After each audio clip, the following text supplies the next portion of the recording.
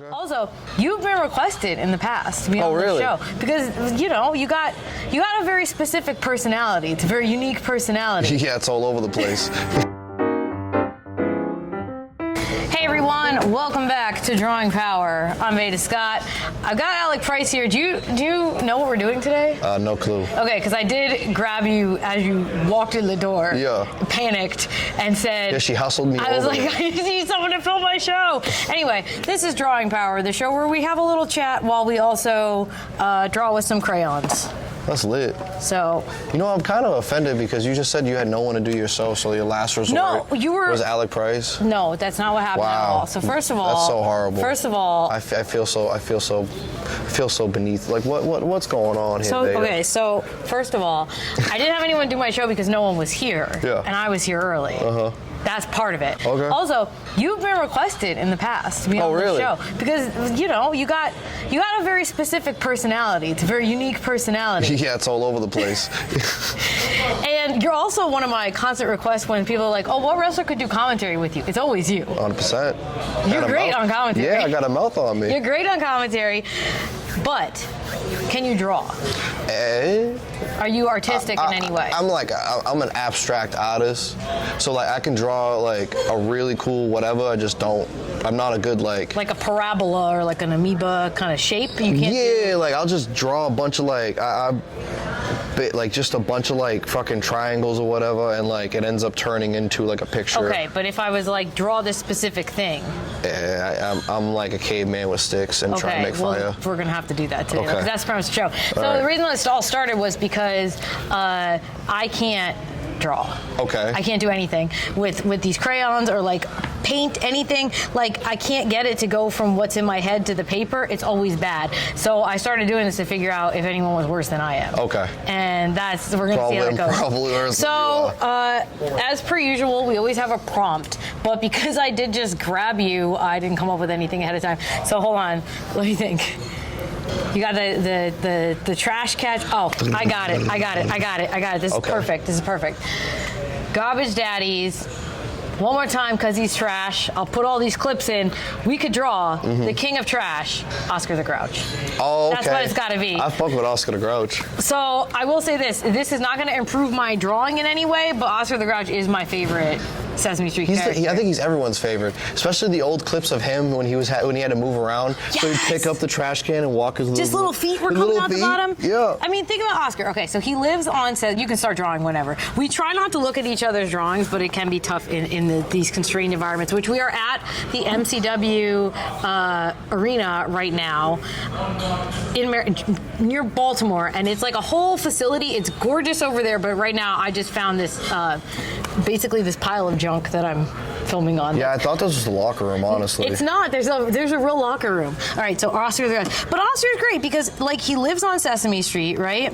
And he's not the nicest guy. He is famously a grouch. Yeah. But like his friends tolerate him.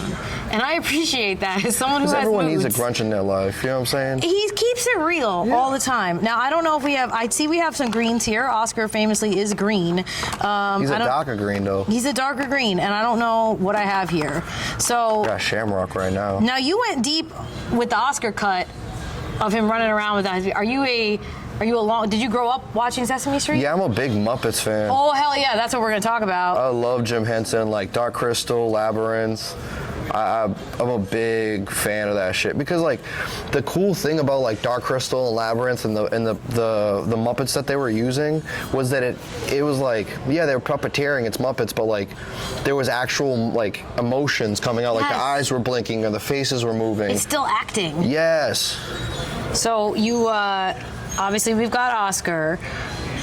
Were now you've talked a little bit more about like the adult oriented makes it seem like the Muppets were fucking, but they're not. That's not what I'm talking about. If you watch some of the older Muppet shows, it's adult. It's for adult. It's for adults. Yeah. But I mean, like when we're talking about Oscar, and like Oscar is kind of an adult Muppet. I don't know if they ever talk about his age, but it is implied that he's like a grown up. I think.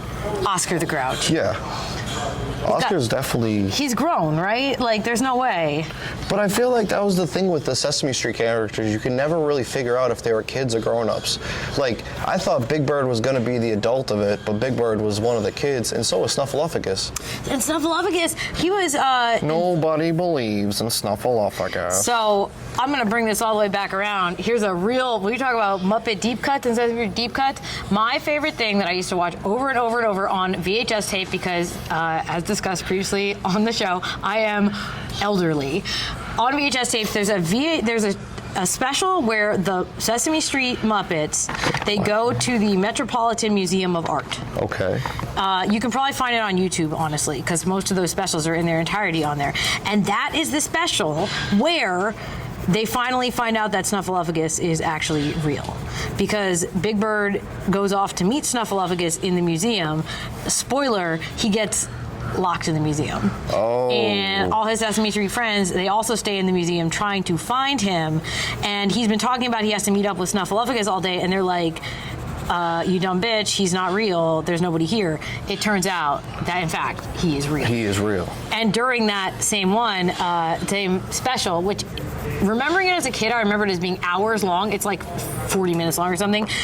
Oscar the Grouch is also in the museum, and he discovers the room of like statues that are like missing arms. Mm-hmm. And finally, he appreciates art because they're broken and they're ugly. Yes. And he loves them. They're trash.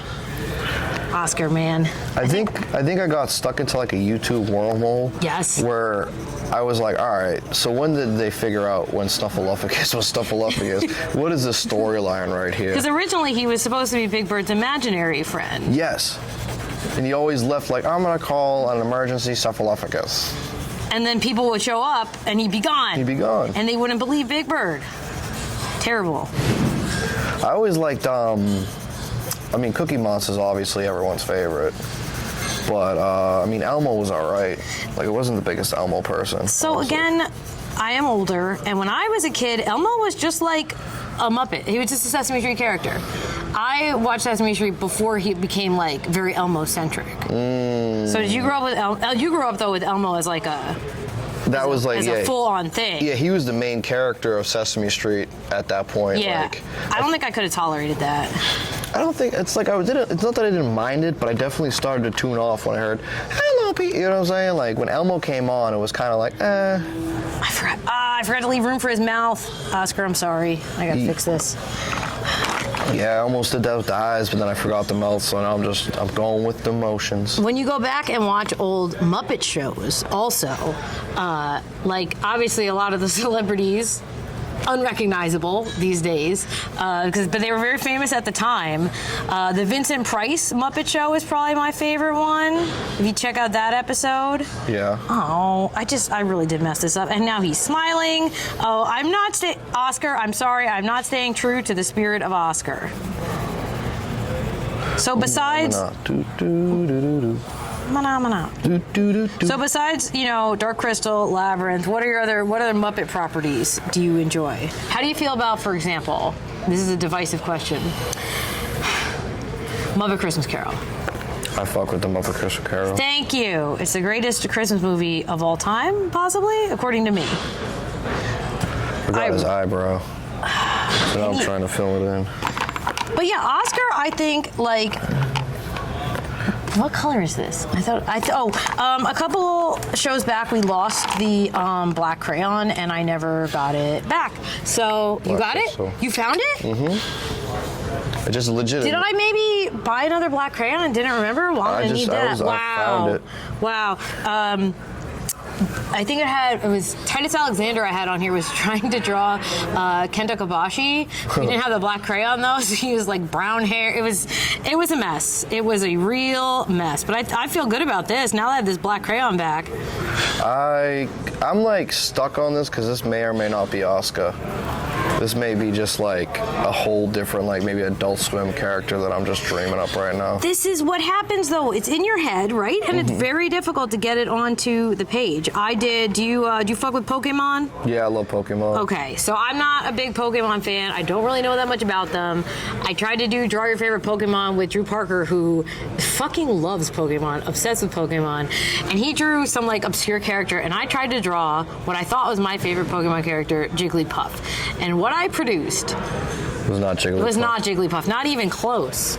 It kind of looked like Lumpy Space Princess from Adventure Time a little bit. That's not bad though. I like LSP. Yeah, well, same, but that's not what I was trying to draw. And I don't know, like, oh no.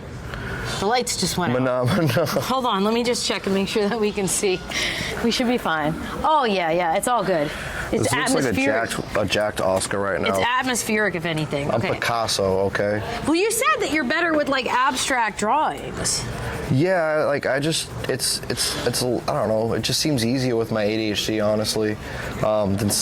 And I feel like I come up with cooler shit when I'm just just riffing and going. Because sometimes it's like done, sometimes it's not done. Sometimes I gotta it's a process when I do my drawings and pictures because I like to make sure everything's like. I gotta fucking do it in just pencil, and then I gotta trace over that, and then I gotta add color. I gotta make sure the color's actually going good. And then if I fuck with the color and it's on the wrong palette, I just start getting like, this isn't right, and then I just throw it away. Well, please don't melt down here because you only get one piece of paper and one chance. I got a whole booklet here, though. No, that's the rule. The rule of drawing power is you get one chance, and if you mess it up, a whole booklet. Nope, that's it. It's not I had fair. to make that rule. Because otherwise I would just be starting over all the time.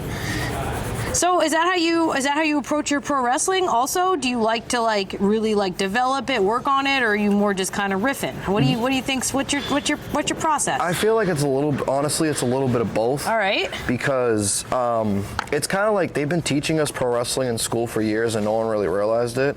When you create a story in English class, you have rough drafts, you have edits, you have like final drafts and shit. So I feel like when it comes down to wrestling, a lot of times I'm picking apart different stuff, like different pieces of like sequences and spots that I do, or like my moves, and really figuring out, all right, this structure of the match was really good, and where I placed my move was all right, but I feel like it could be better here, and constantly just going back at it. But then a lot of times my coolest moves and spots are stuff that I do right before the match. Like you see me on a show, yes, I'm in there for hours. The only reason that Alec Price is not in the ring right now just messing around is because I have you tethered to the chair to do this interview. But the moment it's done, I'm sure you're going to be in there just like trying stuff. You've started, I specifically remember when you started to do a lot more like rope work before a show. Yes. And that's become a huge part of your ring work now, but it's kind of just you like workshopping stuff all the time. I think that's beautiful. I think it's like if you look at anybody that's like say like a music artist, right? Biggie, his first album was talking about nothing but like shooting people up and selling drugs and all this gang stuff and hood. And then by his second album, he was talking about champagne living and limousine riding. Like we at the end of the day as pro wrestlers are artists, and we have to realize that when we evolve as people and get older and start to like grow and mature, like I started when I was like 18. So I'm 26 now. I've had enough time where I'm starting to mature more as a man, and I feel like my craft is starting to mature because I have more respect for it. This is what I'm saying. That is beautiful. And I feel like when people don't understand the art side of pro wrestling, but you explain it like you just did, where there's mechanical aspects to it, and it's like you're again, like you're drawing or you're writing, there's mechanical aspects and structural things that you work on and perfect. And it's not just whatever the vibe is tonight. Like there is a discipline to pro wrestling that I think a lot of people don't quite understand, because they think once you get too disciplined about it, you lose the art. And I think it's the opposite. I think you have to have a little bit of both, because there's some people that take pro wrestling way too seriously. And like, don't get me wrong, I take pro wrestling seriously. This is my life. I feel like I was put on this earth to do this. But I also realize that this is still a small little part of my life that, yeah, it's bigger now, but it's not, like, I'm not going home Alec Price. My first name's Alec, but I'm not going home Alec Price. I'm going home as Alec Parnell. You know what I'm saying? Yeah. Like, I have to realize that it's great, but I got to take it serious enough to have respect for it and know where the fuck my roots are. Like, I know Carney, not a lot of people know Carney nowadays, and like kind of have respect for that, but I also have to be like, yeah, I can't, my life isn't fully this. You know what I mean? And I mean, at the end of the day, too, what we do is ridiculous. It's hard to take it seriously past a certain point. Like, Yeah. we're all just in the circus. Yeah. And once you forget that, I think that's where you can get like too self-involved. Do you mind if I see that black? Yeah, I think I'm done with mine too. But hold on, wait. Done. Okay.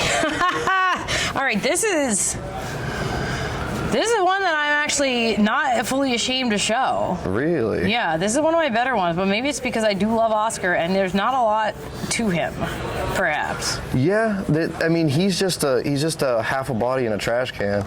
You know what I could add? Hold on.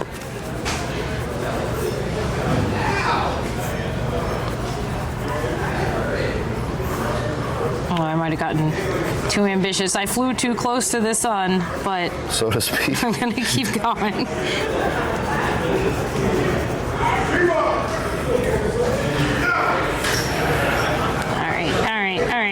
right. So we talked about art. We talked about your art. We talked about the Muppets, which is, again, puppetry is one of my favorite forms of art.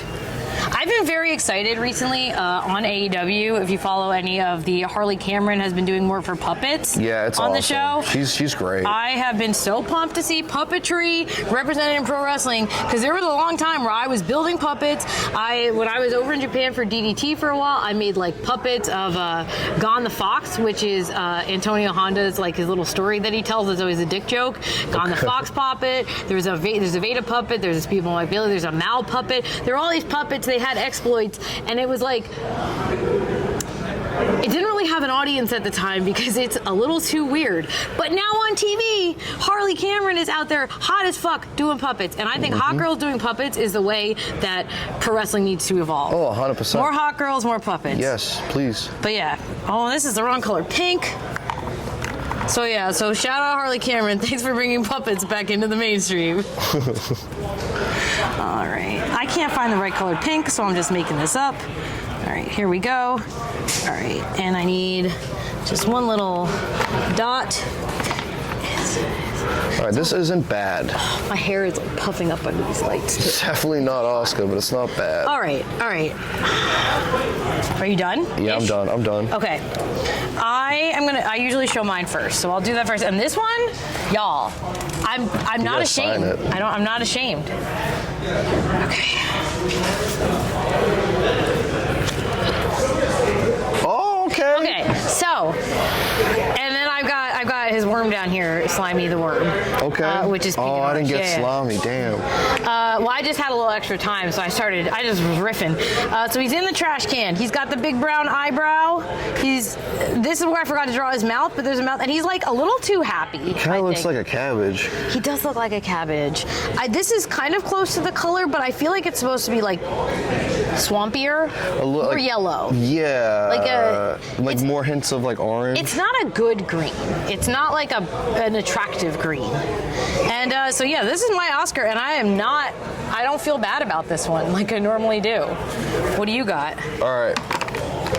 Remember I said Picasso, okay?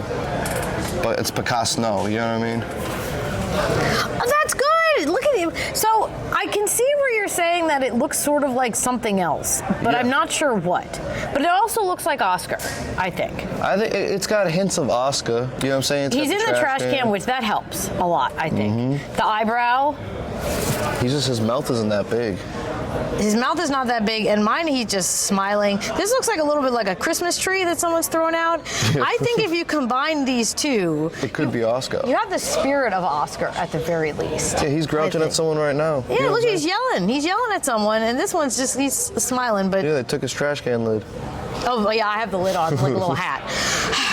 Honestly, this is not the worst episode ever. This is not bad. This is not bad. This looks pretty good. So I guess the key is to ask people to draw like recognizable characters from childhood that are like imprinted in your brain. Mm-hmm. All right, Alec Price, where can we find you on social media and such?